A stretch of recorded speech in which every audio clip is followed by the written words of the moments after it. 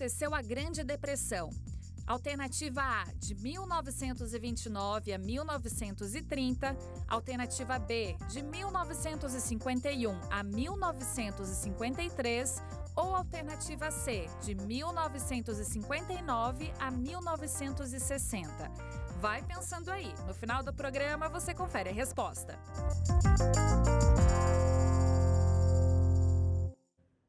Olá, meu amigo, olá, minha amiga. E aí, tudo bem com você? E aquela primeira pergunta de sempre: como está a saúde do seu bolso? Está tudo bem? Quem sabe não está legal como você gostaria? Não fique preocupado, porque estamos aqui hoje para tratar sobre saúde financeira. É isto mesmo, fortalecer aqueles princípios e conceitos importantes que vai ajudá-lo a viver com qualidade de vida, com estabilidade financeira, hoje e no futuro. E teremos aqui uma autoridade no assunto, teremos um especialista em finanças que vai trazer-nos conselhos importantes. Portanto, fique ligado com a gente, o programa de hoje está imperdível. Aquele convite para que você nos siga nas redes sociais, está aí em sua tela o nosso site, novotempo.com/saldo extra. Você pode ali assistir os nossos programas e interagir com a gente. Nos siga também no Facebook, no Twitter, no Instagram, saiba das novidades do Saldo Extra e, claro, existe conteúdo específico para você. Inscreva-se no nosso canal no YouTube, Saldo Extra, e você vai encontrar muita coisa bacana que você pode assistir por aí, onde quer que você estiver. E tem um presente do Saldo Extra para você, a revista Saldo Mais. Se você entrar no nosso site, você vai ver ali a capa desta revista, você vai clicar na capa da revista, ali vai aparecer um cadastro, você coloca os seus dados e você vai receber esta revista com conselhos financeiros inteiramente grátis em sua casa. E você pode também fazer o seu pedido por telefone, 0 operadora 12 21 27 31 21. Durante o horário comercial, tem uma equipe aqui esperando a sua ligação. Faremos o seu cadastro e você vai receber esse presente em sua casa. Como eu disse, o tema de hoje é saúde financeira. Eu acho que esse é o objetivo de todos nós. Eu tenho a honra, a satisfação de receber aqui, no Saldo Extra, o Marcos Heringer. Marcos, seja muito bem-vindo. Muito obrigado, é um prazer estar com todos aqui e poder trazer as notícias desse fronte financeiro que vão certamente ajudar a montar o nosso saldo extra. É verdade, Marcos. Muito obrigado. O Marcos deixou as suas atividades no Rio de Janeiro, uma pessoa muito ocupada. Ele é professor, tem os seus negócios pessoais. Eu quero apresentá-lo para vocês. O Marcos Heringer é formado em engenharia no Instituto Militar de Engenharia, onde também fez o seu mestrado. É professor de finanças na Fundação Getúlio Vargas. Ele se tornou perito judicial nas áreas de engenharia e finanças e fundou uma empresa voltada para o universo das perícias judiciais e extrajudiciais, com atuação em todo o território nacional. Marcos, eu disse aqui na minha introdução de que o objetivo de todos nós é encontrar a saúde financeira. Mas eu acho que a primeira pergunta que nós temos que responder, né, Marcos, o que realmente é saúde financeira? O que é que ela representa para nós? Bom, no primeiro momento, a coisa que a gente pensa é que a saúde financeira vai trazer a tranquilidade, né? Eu acho que ela deve trazer a tranquilidade dentro de uma vertente de pensamento, que é quando você olha tudo de fora e vê que está tudo equilibrado. Mas quando você emerge, ou melhor, você submerge dentro do contexto da questão da saúde financeira, ali ela não é tranquilidade, ali ela é fonte de preocupação. É eu me preocupar em conseguir erguer os pilares sobre os quais essa saúde financeira vai ficar edificada efetivamente. Então, assim, é para dar tranquilidade numa ponta, mas é para trazer preocupação e diligência na outra. Então, é isso que a gente busca aqui entender. Quais são as diligências que a gente tem que adotar para que eu possa ficar no referencial maior, tranquilo com as minhas finanças dentro desse referencial de saúde financeira. Agora, Marcos, nós vivemos um período de instabilidade na economia, não apenas aqui no país, mas também fora do Brasil. Nós sabemos que a economia mundial passa por um período difícil. É possível nós encontrarmos a saúde financeira mesmo em tempos de crise? Olha, efetivamente sim. E a gente fala novamente daquela questão do desconforto no sentido de ser diligente. Então, um cenário como esse, que revela que a gente tem, obviamente, questões, né, que complicam a gestão de tudo isso, as diligências têm que ser mais severas. A gente tem que admitir determinadas posturas, inclusive alterações de padrão de consumo, enfim, são coisas que realmente vão levar a saúde financeira invariavelmente, se você cuidar, né? Ou seja, eu tenho que ter um cuidado maior no cenário como esse, já que eu tenho a questão da tempestividade de uma ação de fatores externos nas minhas finanças e nas finanças de todo o conjunto onde eu estou inserido. Obviamente que eu tenho que tomar uma medida, ou melhor, medidas mais prudentes, uma postura mais diligente, né? É isso que a gente sempre diz, porque basicamente assim, a saúde financeira, ela encontra os pilares, como citei, em questões que passam também pelo consumo, né? Então, ter saúde financeira não é se abster de consumo, é você consumir de forma consciente. Então, essa consciência, ela tem que ser muito maior num cenário como esse que você está relatando, que de fato é o que a gente vem enfrentando já há algum tempo, né? E esse consumo consciente, ele passa pela minha consciência de que eu devo consumir de acordo com as minhas possibilidades. Agora, Marcos, nós sabemos que como a economia está atingindo as empresas de uma forma geral, existe um incentivo ainda maior ao consumo, porque ninguém quer perder os seus clientes e nós somos bombardeados dia a dia com ofertas e, a princípio, parecem ser tentadoras. Assim como eu tenho aqueles pilares de cuidados e que eu devo ter, aliás, de ações que eu devo ter, você mencionou a palavra cuidado. Em tempos de crise, quais os cuidados principais que eu devo ter ao pensar nas minhas finanças pessoais? Olha, eu acho que o grande cuidado que você tem que ter é uma avaliação efetiva do seu poder de pagamento.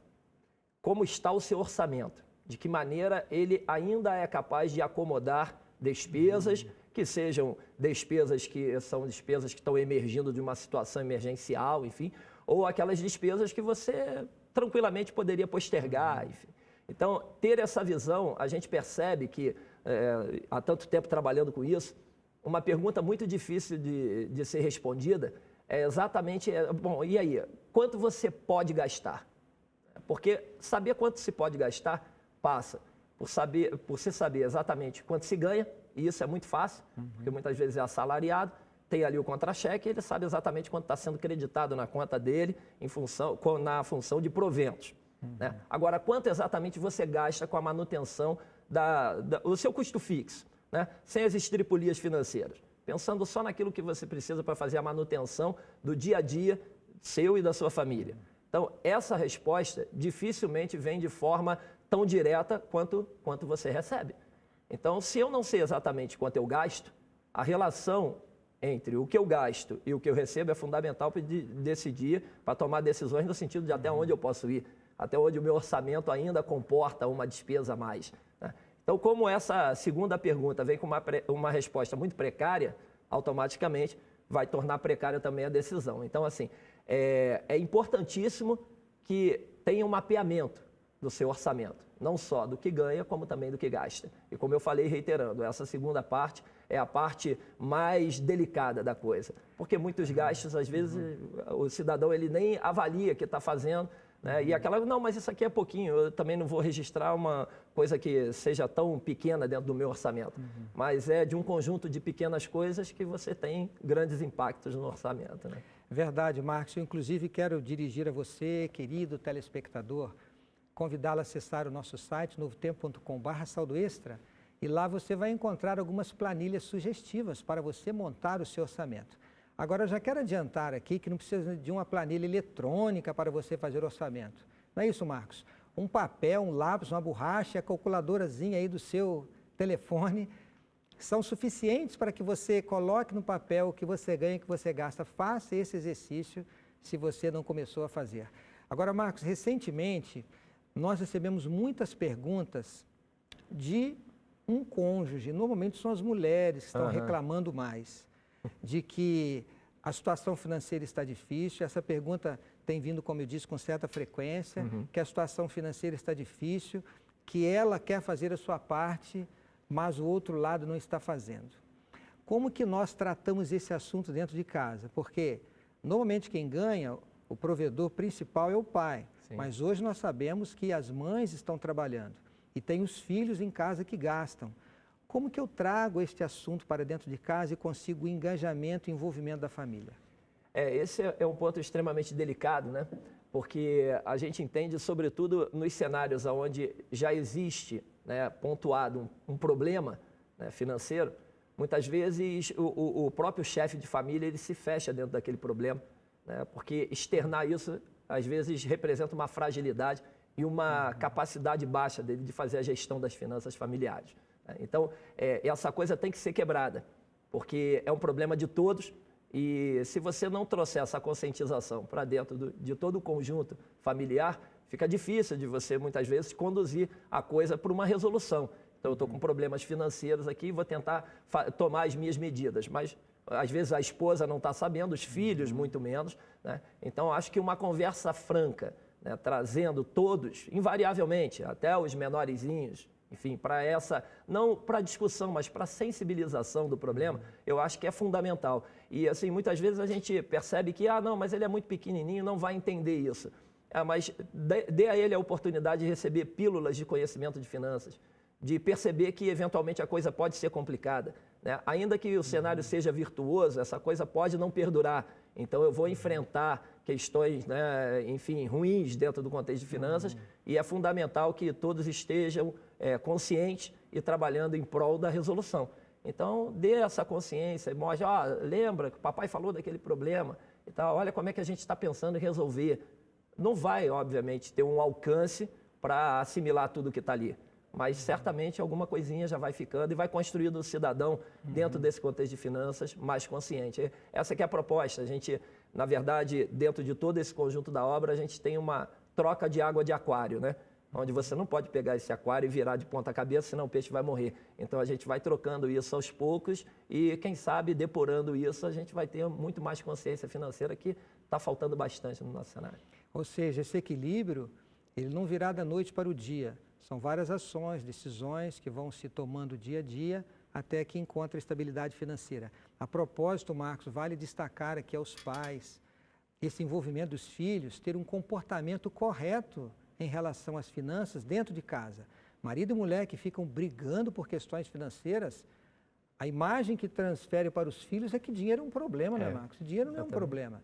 Então, agir com coerência, com critério, com bom senso. E, claro, os pais devem dar um bom exemplo para os filhos. Sim. Eu acho que essa educação financeira em casa começa desde cedo e pelo exemplo dos pais, né, Marcos? Certamente, o processo é um processo de educação financeira, de fato. Né? Assim, a gente percebe, na minha militância acadêmica, a gente percebe que muitas vezes o profissional vai ter um contato mais estreito com o tema de finanças lá numa pós-graduação, né? Que é exatamente o segmento acadêmico onde eu dou aula. Eventualmente você percebe que, quer dizer, eventualmente não, de forma muito recorrente, isso é pior, né? Você percebe que existe um descortinar de um novo universo, assim, das finanças. E ele já enfrentou aquilo já há bastante tempo, já vem enfrentando aquilo já há bastante tempo. Pode ter dado sorte, pode ter tomado decisões corretas, pode ter tomado decisões não tão corretas assim, mas que por uma base patrimonial já existente, enfim, conseguiu suportar os erros, né, das decisões. Mas, enfim, o fato é que esse tipo de conhecimento, a gente defende a tese de que tem que vir lá da mais tenridade. Né? A questão do dinheiro é sujo e tal, porque botou a mão no dinheiro não bota na boca, né? Aquela coisa do dinheiro sujo, o dinheiro é sujo e tal. Não é isso. O dinheiro está aí exatamente para viabilizar o conforto, a segurança, a saúde financeira, que é o que todos nós buscamos. Né? Não é reunir riquezas e tal, enfim, que às vezes nem são passíveis de utilização, você não consegue utilizar tudo. Mas ter essa saúde, essa tranquilidade. E a coisa passa por esse processo, que é um processo educacional, mas tem muitos paradigmas aí que a gente ainda tem que quebrar. Marcos, eu gosto de dizer aqui sempre que o nosso objetivo, a nossa proposta como saldo extra, não é fazer ninguém rico. O que nós gostaríamos é que as pessoas vivam com dignidade. O que nós queremos que as pessoas vivam com dignidade, independente do tamanho da renda que elas possuem. Agora, é claro, se você coloca os conselhos de educação financeira em prática, certamente você vai aproveitar melhor o seu salário e vai ter melhor qualidade de vida. Você usou uma expressão no início, Marcos, eu gostaria de explorar um pouquinho. Você disse pilares. Sim. São pilares, são diligências, como você disse. Quais seriam esses principais pilares na busca da saúde financeira? A gente percebe que muitas vezes o cidadão ele reúne uma certa base patrimonial, ele tem disponibilidade financeira, mas o que não quer dizer que ele esteja dentro de um cenário de saúde financeira. Por quê? Porque, pensando nesses pilares que citei, existe primeiro, o grande primeiro pilar, digamos assim, é aquele que está voltado exatamente pela manutenção daquele do dia a dia, do cotidiano, como já citei, né? Existem despesas e custos que são inerentes à questão do círculo social, do círculo familiar. Então, enfim, são gastos que virão efetivamente.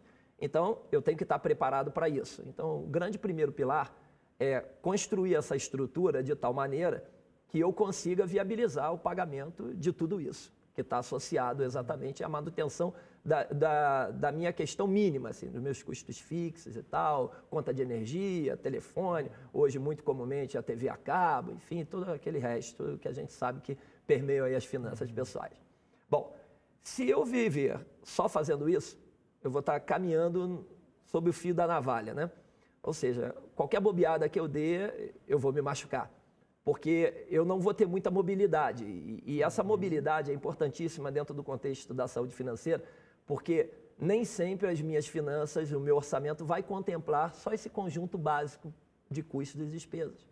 Vão vir despesas que vão emergir de determinadas situações, enfim, emergências, situações emergenciais. Então, tudo isso eu vou precisar ter recursos para honrar isso. Então, ergue-se aqui um segundo pilar. Eu tenho que ter uma reserva financeira que me dê uma segurança para essas potenciais variações. Pode ser que nunca ocorram, ok? Então, essa reserva vai ficar aqui, esperando, eventualmente, o momento de ser aplicada em alguma outra coisa. Mas, por enquanto, ela é uma reserva para viabilizar essa mobilidade que eu preciso ter dentro das minhas finanças. Se eu já consigo esse duplo conjunto, então eu já estou num referencial melhor do que aquela coisa do fio da navalha. Mas, ao mesmo tempo, se eu pensar só nisso, eu estou me abstendo de consumos fora daquele meu padrão, né, de pagar energia, conta de água e tal, condomínio, enfim. Eu preciso também consumir. Isso dá prazer às pessoas. Ainda, não, mas eu sou de pouco consumo. Sim, mas você também tem pessoas junto que estão ali no seu entorno, que você quer presentear, quer contemplar de alguma forma, aniversário e tal. Então você vai consumir. Isso é saudável. Saudável não só para quem consome, como para quem também fornece esse consumo para poder gerar economia e tirar a gente desse contexto. Enfim, então é importante ter o pilar do consumo, que é aquele consumo consciente que a gente diz, sem estripulias e tal. Mas isso é importante, porque se eu estiver custeando as minhas despesas normais, se eu tiver com uma reserva financeira que me dê uma segurança de qualquer variação aqui, eu tenho a quem recorrer, que sou eu mesmo, no referencial ali da minha reserva, e se eu estiver consumindo dentro de uma tranquilidade aqui, eu já estou melhor do que aquele cenário inicial do fio da navalha. Mas eu também penso em crescer patrimonialmente, viabilizar alguns investimentos que me gerem um conforto maior, eu quero trocar o meu carro, enfim. Então, eu já tenho que ter um quarto pilar, que seria o pilar de viabilizar esses investimentos, sem alterar a questão da manutenção dos meus custos, lá do primeiro pilar, sem alterar a reserva financeira, que essa não está disponível para eu fazer investimentos, isso daqui é para atender as variações das minhas finanças básicas aqui. Sem comprometer o meu consumo dentro das outras coisas, os regalos que eu quero, enfim, presentear, eu vou viabilizar os meus investimentos aqui. Então, se eu conseguir equacionar esse conjunto dos famosos 4 pilares da saúde financeira, aí, de fato, eu vou estar olhando de fora. Tudo isso é muita diligência, como a gente disse. Mas de fora, eu vou ver, estou com as minhas contas em dia, eu tenho uma reserva que me dá uma garantia, eu consumo normalmente e eu aqui viabilizo investimentos que fazem o meu patrimônio crescer. A gente não tem pretensão de colocar esse patrimônio numa taxa de crescimento absurda, né? Pegar uma rampa com uma inclinação altamente acentuada, não é isso. É só dar a tranquilidade que você está construindo um patrimônio, mas que todo o resto também está sendo assistido. A gente percebe muito fortemente que, às vezes, o cidadão tem um forte patrimônio dentro de uma aplicação, mas se abstém de consumo, vive de forma muito precária para tentar economizar ao máximo ali, enfim, e até comprometendo o que seria básico assim, para a saúde financeira dele, né? e ele se sente com saúde financeira. Mas, na verdade, quando ele para pensar, ele percebe que ele se abstém de tanta coisa, que existem pessoas que talvez não tenham uma reserva tão grande, mas que estejam num cotidiano muito mais tranquilo, muito mais ameno, no sentido de que conseguem fazer de tudo um pouco. E essa é a grande questão. A ideia não é você ser ícone em alguma coisa, é você conseguir erguer junto esses 4 pilares e a sua saúde financeira vai ficando ali estabilizada. Interessante, Marcos, você não usou em nenhum momento a expressão o tamanho do seu patrimônio ou tudo aquilo que você adquiriu. Ou seja, cada um, na proporção daquilo que ganha, determina um padrão de vida básico, determina um padrão de consumo que ele quer ter a mais, determina algum sonho de aumento de patrimônio, e as pessoas podem fazer tudo isso, encontrar a qualidade de vida, ter a saúde financeira e serem felizes. Sim. Quer dizer, não precisa ficar olhando para os mais ricos e os mais prósperos. Eu posso fazer o mesmo na proporção daquilo que eu ganho. Agora, Marcos, me encanta muito, dentro daquilo que você falou, eu tenho a reserva para o básico, Sim. mas a gente deve pensar em algo mais. Esse pensar em algo mais, como fazer um plano, isso não gera uma motivação para quem está dentro de casa a se enganjar para fazer um orçamento, para respeitar o orçamento, para economizar, pensando nesse patrimônio futuro, pensando em algo mais que vai ter lá na frente, isso não faz toda a diferença? Faz sim, por isso que a gente disse que esse pilar de crescimento do patrimônio, desse aumento de padrão, ele tem que estar sendo erguido conjuntamente, porque é isso que motiva, né? Então, o cidadão, junto com o conjunto familiar dele, vai ter aquela meta ali, aquele alvo, e aí, perseguindo aquilo, obviamente que ele vai ter que ser mais prudente nos outros pilares também. Então, olha só, para a gente conseguir botar esse pilar aqui, vamos puxar esse aqui um pouquinho para cima, ajustar aquele outro lá, de tal maneira que a gente consiga atingir esse objetivo. Então, por isso que essa chama ela não pode apagar, né? A ideia de ter lá, olha, vamos ter uma casa de praia, oh, legal, enfim, vamos trocar o carro, vamos e tal. Então, as metas são fundamentais dentro desse contexto, assim. Se a coisa ficar muito solta, aí o cidadão vai se perder, muito provavelmente. Marcos, você falou aqui de alguns conceitos. Você falou de orçamento, é importante. Você falou de envolvimento de toda a família. Você falou em sentar para conversar sobre o assunto com os filhos. Não a discussão, mas sensibilizar a todos, o envolvimento. Você falou da reserva para o dia a dia, né, para o básico, né, para cobrir os imprevistos. Você falou da reserva também pensando em algo mais e pensando no futuro, que é o aumento do patrimônio. Não sei se eu recordei tudo aqui, mas eu penso que nós temos aqui uma base. O que mais você acrescentaria que poderíamos dizer assim que pode fazer a diferença na busca da saúde financeira? Olha, eu penso sempre em oportunidades, como empreendedor que sou, né? Sempre ficar atento às oportunidades, porque muitas vezes assim, chega a um ponto que o cidadão pensa, cara, mas eu não consigo mais enxugar minhas contas. Então, peraí, se você me diz de forma patente que você não consegue mais enxugar suas contas, então só resta uma alternativa para a gente conseguir fazer acontecer uma diferença que possa viabilizar todo o resto. É você tentar de alguma forma aumentar a sua renda, né? Porque é o que a gente sempre diz, muitas vezes o cara, pô, mas eu preciso ganhar mais, preciso ganhar mais. Olha só, se você continuar no descontrole, ganhar mais vai significar pura e simplesmente gastar mais e não necessariamente com qualidade.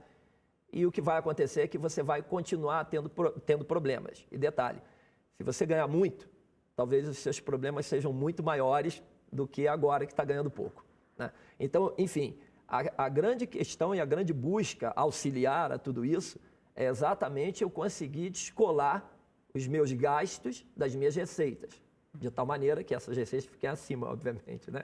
Então, enfim, essa busca pode acontecer por um enxugamento, né, de todo esse conjunto de despesas e tal, como também por um aumento dessas receitas, ou por uma combinação dos dois, né, nada impede. Mas, enfim, então se em algum momento, nessa análise, por isso a necessidade do processo analítico, por isso a necessidade de se debruçar sobre os números. E a grande questão que a gente percebe muitas vezes é que a dificuldade de se debruçar sobre os números é porque muitas vezes as notícias que vêm dali não são boas. E aí, cara, tipo, ó, como é que está a tua situação na sua conta corrente? Aí o cara, olha, Sinceramente, eu nem sei direito, cara. Mas vou tocando, tá? Vai levando. Tô meio embolado. Vai empurrando com a barriga, né? Eu entro lá, já não sei o que é meu, o que é do banco, mas enfim, eu tô ali e tô indo, tô tocando, né? E essa coisa do vou levando é exatamente a dificuldade que ele tem de visualizar, talvez, o problema, que ele não conhece o tamanho, mas sabe que existe. E exatamente porque sabe que existe, não quer saber o tamanho. Então, a coisa meio que fica excludente, assim. Se eu tenho problema, então eu não vou olhar, porque eu não quero ter a consciência do tamanho do problema. Agora, se eu não tenho problema, eu olho com muita facilidade. Se o meu saldo está positivo, eu estou com dinheiro aplicado, eu entro até sem necessidade nenhuma no aplicativo do banco, no meu celular, e vou ver o meu saldo lá só para entrar em regozijo, né? Pô, tá vendo meu saldo e tal. Agora, se o cara tá já embolado, ele já não quer entrar. Então, assim, ele tem que tomar consciência disso. Não há como você prescrever um remédio, e aí eu aqui me permito falar de uma área que não é a minha, mas eu tenho por certo que o profissional da área médica, ele primeiro tem que fazer um diagnóstico, naturalmente, para poder fazer uma prescrição. Então, qual o tamanho da dose que você precisa prescrever se você não consegue diagnosticar o teu problema, enxergar o problema? Então, assim, é importantíssimo isso. Essa função analítica do gestor é fundamental dentro desse contexto. Não é só o gestor de uma empresa, de uma companhia. O gestor das finanças familiares, das finanças pessoais, esse tem que adotar essa diligência, é fundamental. Marcos, o tempo acabou. Muito obrigado por você ter vindo, dedicado o seu tempo. Que Deus lhe abençoe grandemente ao partilhar o seu conhecimento com tantas pessoas. É um prazer. A gente está sempre à disposição, que a gente puder auxiliar dentro desse contexto. É a nossa missão. Obrigado, Marcos. Teremos o Marcos conosco aqui outras vezes. Eu quero dizer a você que ele usou aqui a palavra oportunidade. Eu gosto de dizer aos jovens que isso na vida profissional é quando a oportunidade encontra você preparado. Muitas pessoas dizem assim, eu nunca tive oportunidades da vida, mas também nunca tiveram preparadas para nada. Esteja preparado com a sua vida financeira em dia, tendo a sua reserva, seguindo os conselhos que o Marcos trouxe aqui. E pode ter certeza, quando as oportunidades surgirem, você irá aproveitá-las e será muito bem sucedido. Obrigado porque você esteve ao nosso lado, obrigado pela confiança que você tem depositado no nosso trabalho. E estaremos aqui na próxima semana com novas ideias, novos conceitos e, quem sabe, novas dicas para ajudá-la a cuidar bem das suas finanças pessoais na busca da saúde financeira. Foi um prazer ter você ao nosso lado. Nos vemos na próxima semana. Até lá.